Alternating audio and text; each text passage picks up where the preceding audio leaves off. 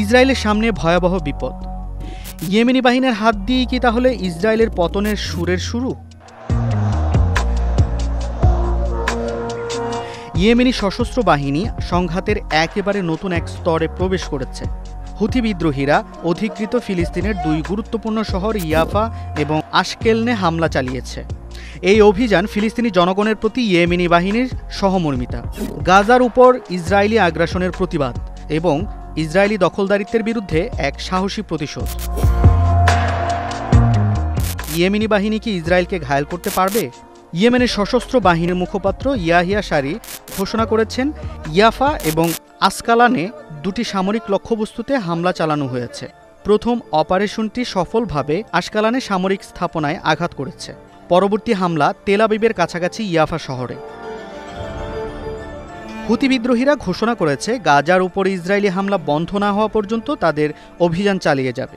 Yemeni বাহিনী যে শক্তি অর্জন করেছে তা কি ইসরায়েলের জন্য বিপদ হয়ে দাঁড়াবে? ইসরায়েলের জন্য পরিস্থিতি এখন খুব জটিল।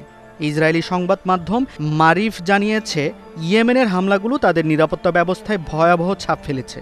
তারা বলছে, ইয়েমেনি বাহিনী সাধারণ শত্রু নয়, আর এই ধরনের সমস্যা ইসরায়েলের সামরিক বাহিনী আগে কখনো মোকাবেলা করেনি।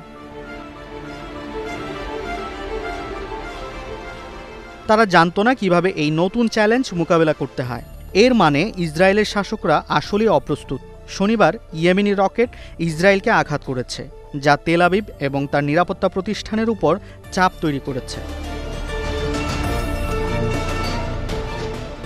ইসরায়েলের সামরিক এবং নিরাপত্তা সংস্থা স্বীকার করেছে, ইয়েমেনের এই আক্রমণ মোকাবেলা করা তাদের জন্য কঠিন। এমনকি মার্কিন যুক্তরাষ্ট্র সময় ঘোষণা করেছিল তারা ইসরায়েলের সমর্থনে ইয়েমেনে আক্রমণ করবে। কিন্তু ইয়েমেনি বাহিনী যে সব কিছু অতিক্রম করে দেখাচ্ছে, তারা কতটা শক্তিশালী হয়ে উঠেছে।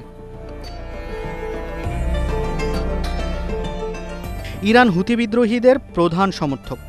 তাদের শক্তির পেছনে একটি দৃঢ় অবস্থান নিয়েছে। ইয়েমেনি বাহিনী ইসরায়েলি ও মার্কিন লক্ষ্যবস্তুতে হামলা চালিয়ে ইরানের ভূমিকা আরও শক্তিশালী করেছে। ইয়েমেনি বাহিনী নিজেদের আক্রমণকে কার্যকর বলে বিবেচনা করেছে। তারা দাবি করেছে, গত অক্টোবর শুরু হওয়া এই হামলাগুলি তাদের কাঙ্ক্ষিত ফলাফল পেতে সক্ষম হয়েছে। গাজার প্রতি তাদের সমর্থন একে অপরকে আরও শক্তিশালী করছে। হুথি বিদ্রোহীরা ইসরায়েলের উপর চাপ সৃষ্টি করছে। ইয়েমেনিরা 2023 সালের 7 অক্টোবর থেকে গাজায় ইসরায়েলি হামলার বিরুদ্ধে তাদের শক্তিশালী প্রতিরোধ শুরু করেছে। তারা জানিয়েছে, গাজার উপর ইসরায়েলের বিমান ও স্থল হামলা থামানো না হলে তারা তাদের আক্রমণ বন্ধ করবে না।